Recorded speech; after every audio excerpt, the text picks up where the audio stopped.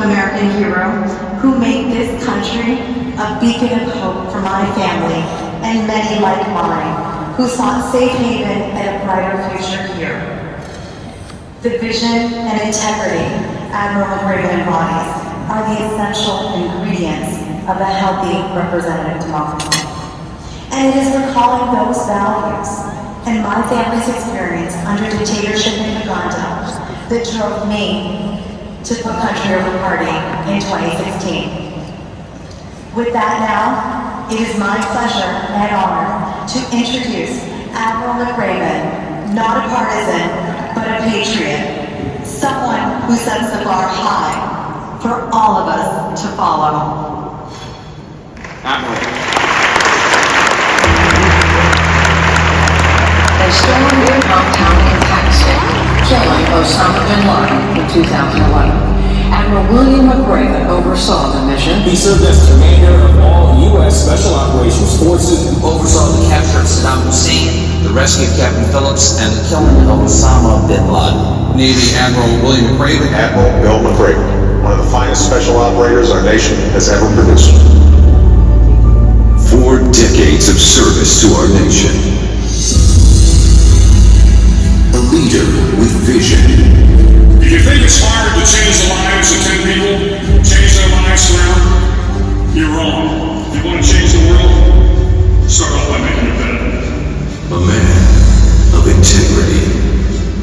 There's an unwritten rule that senior flag officers don't speak out against the President of the United States. And I violated that rule. I violated that rule because, I've got to wake up and put myself in the mirror and decide whether or not I think I'm doing the right thing. He believes that it's only good if it is good for us. But he forgets that we're the same nation that fought Nazism and fascism and imperialism and communism and terrorism. And we did that not because it was just good for us, but because it was the right thing to do. Please welcome RDI's 2025 Heroes of Democracy, Admiral William McRaven.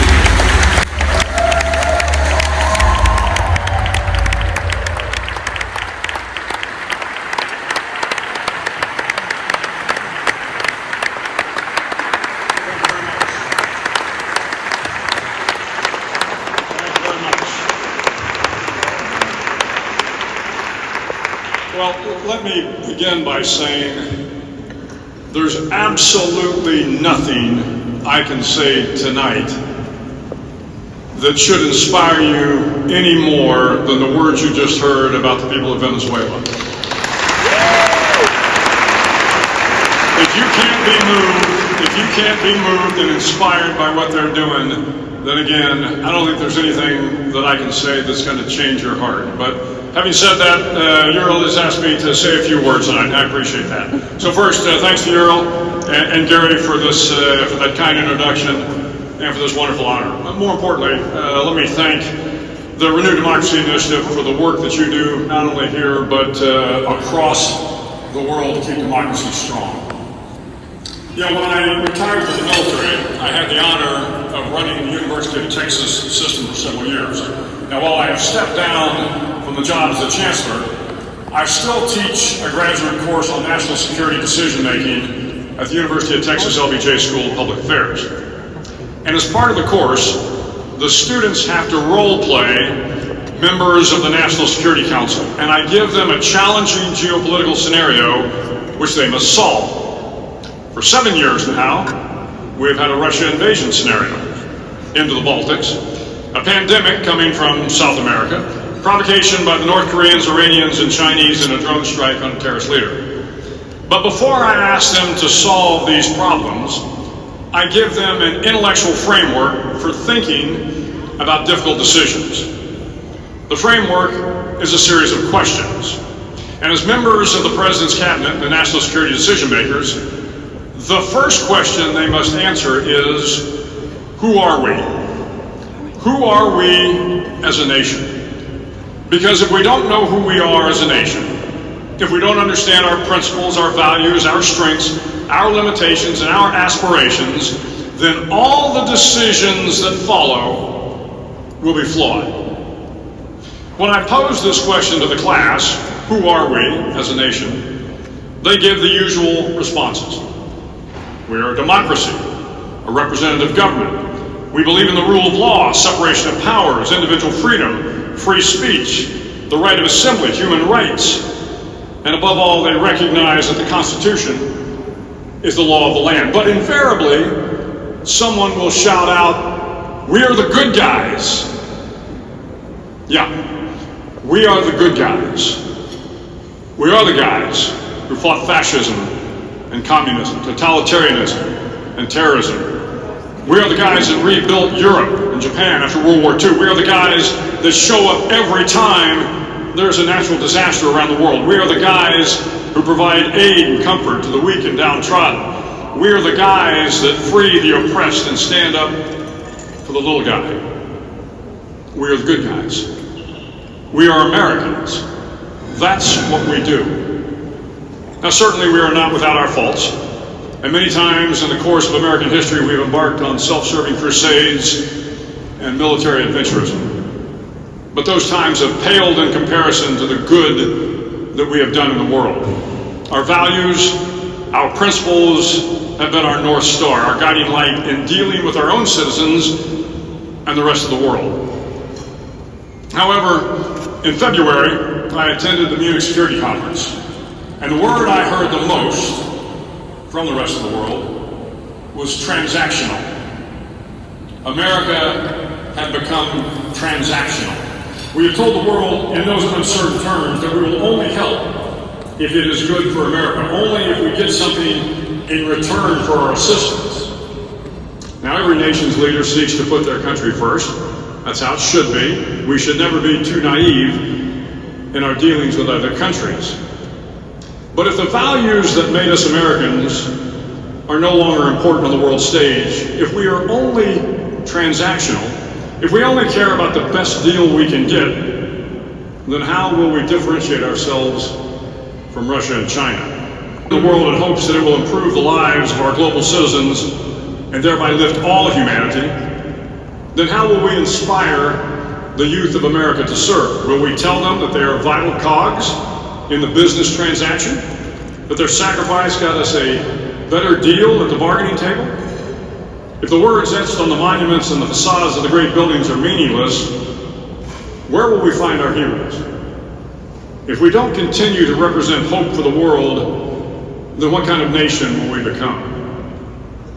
In the 40 years of my leadership journey, I have found that the great leaders, those with the most power, are also those who wield their influence with great ease and great compassion, making all those around them better. It is the same with nations.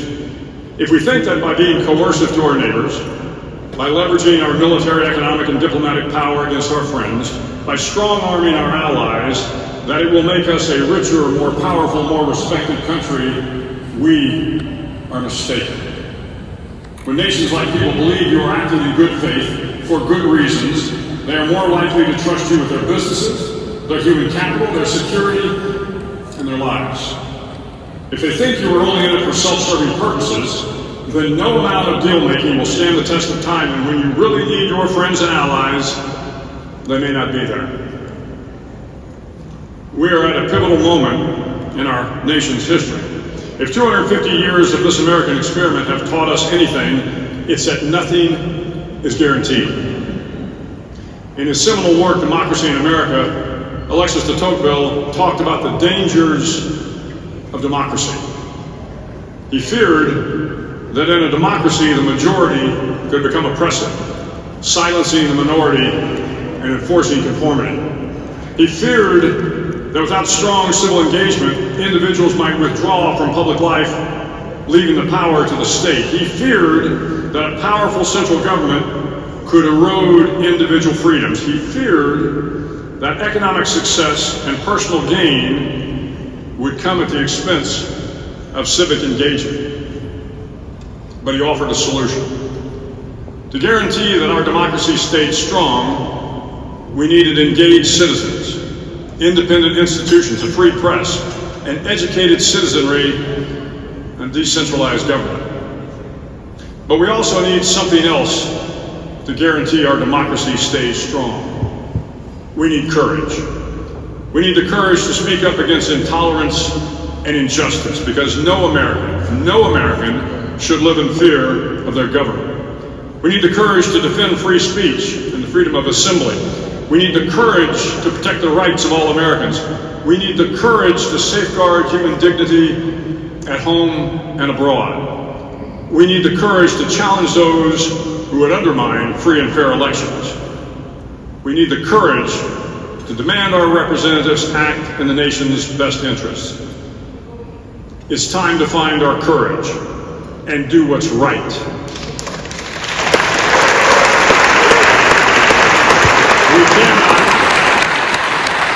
We cannot sit on the sidelines and watch this experiment in democracy falter or fail.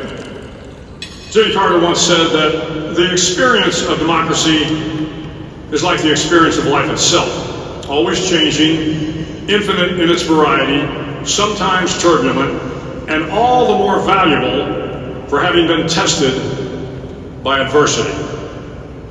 Today, our democracy is being tested by adversity. But I know that we will prevail, because I have great faith in the principles that form this nation. I have great faith in the Constitution and those that are charged with upholding it. And I have great faith in the American people. And when we have passed that test, and we are stronger as a nation, the world will once again look to America and say, those are the good guys. Thank you very much.